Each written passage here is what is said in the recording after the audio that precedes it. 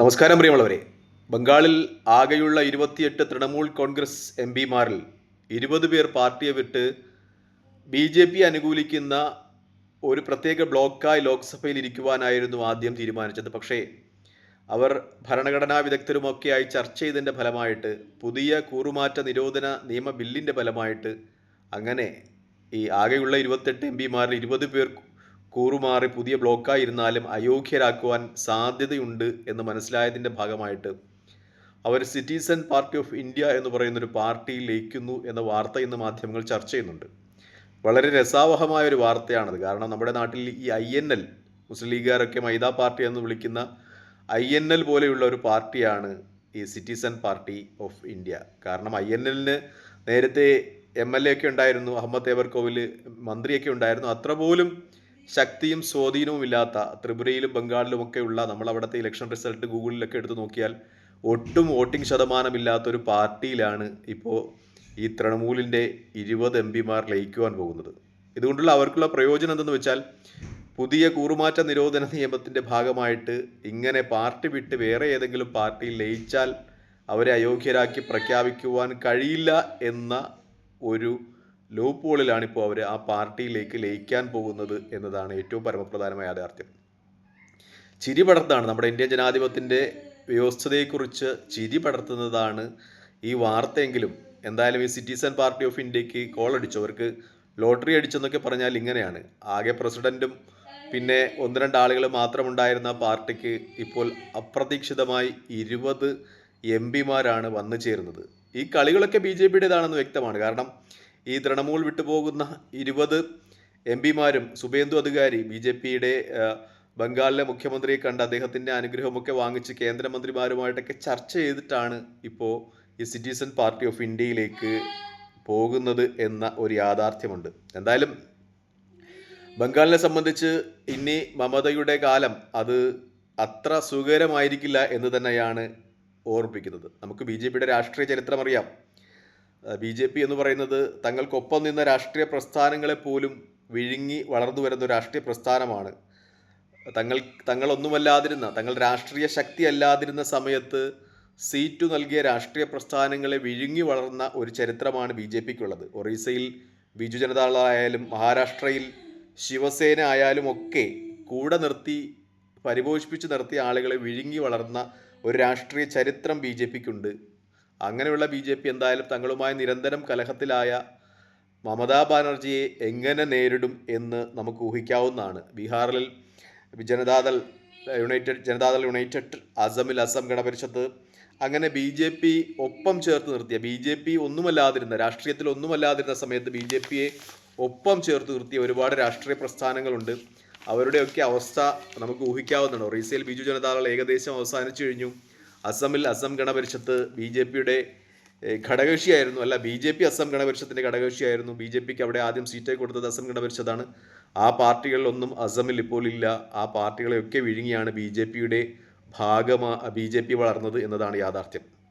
മിക്കപ്പോഴും സഖ്യത്തിൻ്റെ ഭാഗമായി, പണ്ട് BJP ശക്തമല്ലാതിരുന്ന സമയത്ത് സഖ്യത്തിൻ്റെ ഭാഗമായി സംസ്ഥാനങ്ങളിൽ MLAമാരെയും മന്ത്രിമാരെയും ഒക്കെ ഉണ്ടാക്കുക, എന്നിട്ട് ആ BJP MLAമാർ RSSലൂടെ BJPയെ വളർത്തുക എന്ന ഒരു രാഷ്ട്രീയ തന്ത്രമാണ് ഇന്ത്യയിലെ മിക്ക സംസ്ഥാനങ്ങളും സ്വീകരിച്ചിട്ടുള്ളത്. അങ്ങനെയാണ് BJP വളരുകയും ചെയ്തത്. അങ്ങനെ ഈ പ്രാദേശിക പാർട്ടികൾ ഇല്ലാതായ സംസ്ഥാനങ്ങൾ ഒട്ടുമിക്കതുണ്ട്. പഞ്ചാബിൽ ഇപ്പോൾ തന്നെ അകാലിദൾ എന്ന് പറയുന്ന രാഷ്ട്രീയ പ്രസ്ഥാനം അത് BJPയുടെ ഒപ്പമാണ്. ഇടയ്ക്കിടയ്ക്ക് അവർ മുന്നണി വിടുന്നു, BJP മുന്നണി വിടുന്നൊക്കെ ഉണ്ടെങ്കിലും എന്തായാലും ഈ അടുത്ത സമയങ്ങളിൽ തന്നെ പഞ്ചാബിൽ BJPയുടെ ഒരു കടന്നുവരവും അകാലിദളിൻ്റെ ചരമവും ഒക്കെ നമുക്ക് കാണാം. പക്ഷേ പഞ്ചാബിനെ സംബന്ധിച്ച് അവിടെ ഈ സിഖ് മത വിഭാഗങ്ങൾ ആണ് അധികമുള്ളത് എന്നതുകൊണ്ടാണ് BJP ഒന്നും അത്രമേൽ വളരാത്തത് എന്ന ഒരു യാഥാർത്ഥ്യമുണ്ട്. പ്രത്യേകിച്ചും ഈ കഴിഞ്ഞ 15 വർഷമായി രാജ്യം ഭരിക്കുന്നത് BJPയാണ്.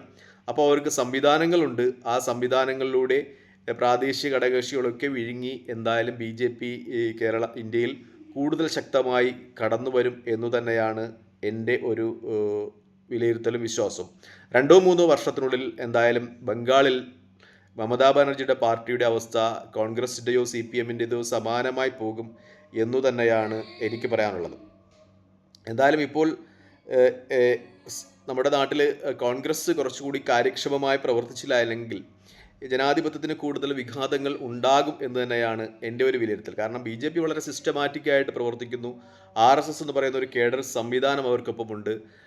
വളരെ വലിയ രീതിയിൽ സംസ്ഥാന ഘടകങ്ങൾക്ക്, പ്രാദേശിക ഘടകങ്ങൾക്ക് ഫണ്ടുകൾ എത്തിക്കുവാൻ കഴിയുന്നു. 15 വർഷമായി BJP ഭരിക്കുന്നത് കൊണ്ട് തന്നെ മിക്ക രാജ്യത്തെ മിക്ക ധനാഢ്യന്മാരും BJPക്ക് ഒപ്പമാണ്. പക്ഷേ കോൺഗ്രസ്സിന് ഇതിലൊക്കെ വിഘാതങ്ങളുണ്ട്. ഫണ്ട് കണ്ടെത്തുവാൻ കഴിയുന്നില്ല. അങ്ങനെ ഒരുപാട് പ്രശ്നങ്ങളുണ്ട്. പക്ഷേ കോൺഗ്രസ് കുറച്ചുകൂടി ക്രിയാത്മകമായി മുന്നോട്ട് വന്നില്ല എങ്കിൽ ജനാധിപത്യത്തിൻ്റെ അവസ്ഥ അപകടകരമാണ് എന്ന കാര്യത്തിൽ സംശയമില്ല. കാരണം അങ്ങനെയുള്ള വിലപേശലുകളാണ് നടക്കുന്നത് ബീഹാറിലും അതുപോലെ മറ്റുള്ള സംസ്ഥാനങ്ങളിലും ഇപ്പോൾ നടന്നത്. ഇപ്പോൾ പശ്ചിമ ബംഗാളിൽ തൃണമൂൽ കോൺഗ്രസിൻ്റെ MPമാരെ ഒക്കെയും മറ്റൊരു പാർട്ടിയിൽ, സിറ്റിസൺ പാർട്ടി ഓഫ് ഇന്ത്യ എന്ന കടലാസിൽ മാത്രമുള്ള മറ്റൊരു പാർട്ടിയിൽ ലയിപ്പിച്ച് BJPക്ക് പിന്തുണ കൊടുപ്പിക്കുവാൻ ശ്രമിക്കുന്നത് എന്നതൊക്കെ യാഥാർത്ഥ്യമാണ്. BJP വളരെ ക്രിയാത്മകമായി പ്രവർത്തിക്കുമ്പോൾ കോൺഗ്രസിൻ്റെ ഒരു പ്രവർത്തന ശൈലിയെ പണ്ട് നമ്മുടെ നാട്ടിൽ സെയിൽസ്മാൻമാരൊക്കെ വന്ന് ഈ വിൽക്കുന്ന സാധനം കൊണ്ടുവന്ന് ഇങ്ങനെ ഡോറിൽ തട്ടി വിൽക്കുന്ന ഒരു പരമ്പരാഗത രീതിയോട് നമുക്ക് ഉപമിക്കാം. കാരണം BJP ഒരു സെയിൽസിൻ്റെ ഇന്നത്തെ രീതിയിൽ എങ്ങനെ ഒരു പ്രൊഡക്റ്റ് സെയിൽസ് ചെയ്യാമെന്ന് വളരെ ക്രിയാത്മകമായി പഠിച്ച് അവർ ചെയ്യുന്നു. ഇന്നത്തെ ഒരു പ്രൊഡക്റ്റ് മൾട്ടിനാഷണൽ കമ്പനികൾ വിൽക്കുന്നത് പോലെ അവർ വിൽക്കുന്നു, ജനങ്ങളിലേക്ക് അവരിറങ്ങിച്ചെല്ലുന്നു. പക്ഷേ കോൺഗ്രസ് പരമ്പരാഗത രീതികൾ വിട്ടുവരുന്നില്ല എന്നാണ് ഞാൻ പറയുന്നത്. അതായത് യാത്രകൾക്കപ്പുറം കുറച്ചുകൂടി ക്രിയാത്മകമായി കോൺഗ്രസിൻ്റെ ഭാഗത്ത് നിന്ന് ഇടപെടലുകൾ ഉണ്ടായില്ല എങ്കിൽ ഒരു പ്രാവശ്യം കൂടി പ്രതിപക്ഷത്തിരിക്കേണ്ടി വരും, 4മതും പ്രതിപക്ഷത്തിരിക്കേണ്ടി വരും എന്ന കാര്യത്തിൽ സംശയമില്ല എന്ന് തന്നെയാണ് എൻ്റെ ഒരു വിലയിരുത്തൽ. BJPയുടെ ഈ വിഴുങ്ങലിനെ പറ്റി ചർച്ച ചെയ്യുകയാണെങ്കിൽ ഇനി തെക്കേ ഇന്ത്യയിലാണ് BJPയുടേതായി ഘടകകക്ഷികൾ ഒപ്പം നിൽക്കുന്നത്. അത് തെലുങ്കുദേശമാണ്, ആന്ധ്രാപ്രദേശിൽ, പിന്നെ ജനസേനയാണ്. തെലുങ്കുദേശവും ജനസേനയും ചേർന്ന പാർട്ടിയാണ് ആന്ധ്രാപ്രദേശിൽ ഭരിക്കുന്നത്. അവിടെ BJP അവരുടെ ഘടകകക്ഷിയാണ്. വളരെ കാലതാമസം കൂടാതെ തന്നെ ഈ തെലുങ്കുദേശം പാർട്ടിയും അവിടെ BJP വിഴുങ്ങും. ചന്ദ്രബാബു നായിഡുവിൻ്റെ പാർട്ടി ഇല്ലാതാകും, അവിടെ BJP വളരും എന്ന കാര്യത്തിൽ സംശയമില്ല. തമിഴ്നാട്ടിൽ നേരത്തെ ഇതിന് സമാനമായ ചില നീക്കങ്ങൾ BJP നടത്തിയിരുന്നു. നമുക്ക് നേരത്തെ അറിയാവുന്നതുപോലെ DMK വാജ്പേയി മന്ത്രിസഭയിൽ ആ സമയത്ത് മന്ത്രിസഭയുടെ കാലത്ത് DMK BJPയുടെ ഘടകകക്ഷിയായിരുന്നു. അന്ന് മുരശൊല്ലിമാരൻ എന്ന് പറയുന്ന മന്ത്രി DMKക്ക് ഉണ്ടായിരുന്നു. അവിടെ ആ സമയത്ത് സംസ്ഥാന രാഷ്ട്രീയത്തിൽ കേന്ദ്രത്തിൽ BJPയും DMKയും തമ്മിലുള്ള സഖ്യത്തിൻ്റെ പേരിൽ സംസ്ഥാന രാഷ്ട്രീയത്തിലൊക്കെ കടന്ന് BJP വളരുവാൻ ശ്രമിച്ചപ്പോഴാണ് അതിന് തടയിട്ടുകൊണ്ട് DMK സഖ്യം BJP വിട്ട് പുറത്തു വന്നത് എന്നൊരു യാഥാർത്ഥ്യമുണ്ട്. അതായത് BJP അനുവർത്തിക്കുന്ന രാഷ്ട്രീയമുണ്ട്, ഘടകകക്ഷികൾക്കൊപ്പം ചേർന്നുകൊണ്ട് പ്രാദേശികമായി ശക്തമായ ഘടകകക്ഷികളുടെ ഒപ്പം ചേർന്നുകൊണ്ട് അവരുടെ തണലിൽ വളർന്നതിന് ശേഷം ആ രാഷ്ട്രീയ പ്രസ്ഥാനങ്ങൾ തന്നെ വിഴുങ്ങുന്ന ഒരു സമ്പ്രദായമുണ്ട്. ബീഹാറിലാണെങ്കിൽ തന്നെ ഇപ്പോൾ നിതീഷ് കുമാർ ആകെ ഔട്ടായ രീതിയിലാണ്. അങ്ങനെ ഓരോ സംസ്ഥാനത്തെയും രാഷ്ട്രീയ ചരിത്രം പരിശോധിക്കുമ്പോൾ നമുക്കത് വ്യക്തമാവുകയാണ്. ഇനി കേരളത്തിലേക്ക് വന്നാൽ ഇന്ന് ഷോൺ ജോർജ് ജോസ് കെ മാണിയെ BJPയിലേക്ക് ക്ഷണിച്ചിട്ടുണ്ട്. എന്തായാലും ജോസ് കെ മാണി അത് നിഷേധിച്ചിട്ടുണ്ട്. തങ്ങൾ BJPയിലേക്ക് വരുന്നില്ല എന്ന് പറഞ്ഞിട്ടുണ്ട്. കാരണം ഈ അടുത്ത കാലത്തൊന്നും കേരളത്തിൽ മന്ത്രിസഭ രൂപീകരിക്കുവാൻ പറ്റുന്ന 71 MLAമാർ BJPക്ക് കിട്ടും എന്ന് നമുക്ക് തോന്നുന്നില്ല. അങ്ങനെ കിട്ടിയിരുന്നുവെങ്കിൽ ഒരുപക്ഷെ ജോസ് കെ മാണി ചാടിയേനെ, അത് സംശയമില്ല. കേരള കോൺഗ്രസിൻ്റെ രാഷ്ട്രീയ ചരിത്രമൊക്കെ നമുക്കെടുത്ത് നോക്കിയാൽ ഏത് നിമിഷവും ചാടുവാൻ സാധ്യതയുള്ള പ്രസ്ഥാനമാണ്. പക്ഷേ ലോകം അവസാനിക്കുന്നത് വരെ കേരളത്തിൽ 71 MLAമാർ, ഭരണം നേടുവാനുള്ള 71 MLAമാർ BJPക്ക് കിട്ടും എന്ന് നമുക്ക് പ്രതീക്ഷിക്കുക വകയില്ല എന്ന് തന്നെയാണ് ഏറ്റവും പരമപ്രധാനമായ യാഥാർത്ഥ്യം. ഇനി കോൺഗ്രസ് മറുഭാഗത്ത് ചില രാഷ്ട്രീയ തന്ത്രങ്ങൾ രൂപപ്പെടുന്നതായി വാർത്തകളുണ്ട്. കോൺഗ്രസിൻ്റെ ഭാഗമായി അതിനുശേഷം പാർട്ടി വിട്ടുപോയ ആന്ധ്രാപ്രദേശിലെ ജഗൻ മോഹനെയും ബംഗാളിലെ മമതാ ബാനർജിയും അതുപോലെ മഹാരാഷ്ട്രയിലെ ശരത് പവാറിനെയും ഒക്കെ തിരികെ പാർട്ടിയിൽ കൊണ്ടുവരാനുള്ള ശ്രമങ്ങൾ കോൺഗ്രസിൻ്റെ ഭാഗത്ത് തുടരുന്നു എന്ന റിപ്പോർട്ടുകൾ ഇന്ന് ഏഷ്യാനെറ്റും മീഡിയ ഒന്നുമൊക്കെ റിപ്പോർട്ട് ചെയ്യുന്നുണ്ട്. നേരത്തെ ഞാനത് പറഞ്ഞപ്പോൾ, ഞാനാണ് ഈ വാർത്ത ആദ്യം കൊടുത്തത്, അപ്പോൾ ചില ആളുകളൊക്കെ വന്ന് എന്നെ തെറി വിളിച്ചിരുന്നു.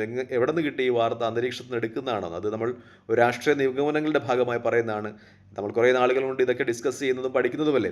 അങ്ങനെ പറഞ്ഞതാണ്. ഇന്ന് എന്നെ തെറി വിളിച്ച ആളുകൾക്കൊക്കെ ഇന്ന് ഏഷ്യാനെറ്റും അതുപോലെ ഇന്നലെ മീഡിയ ഒന്നുമൊക്കെ കണ്ടപ്പോൾ അത് യാഥാർത്ഥ്യമായ ഒരു വാർത്തയായിരുന്നു എന്ന് മനസ്സിലായിട്ടുണ്ട് എന്ന് വിശ്വസിക്കുന്നു. തൽക്കാലം ഈ വീഡിയോ ഇടവാങ്ങുന്നു. മറ്റു വീഡിയോ കാണുന്നവരെ നന്ദി, നമസ്കാരം, ജയ് ഹിന്ദ്.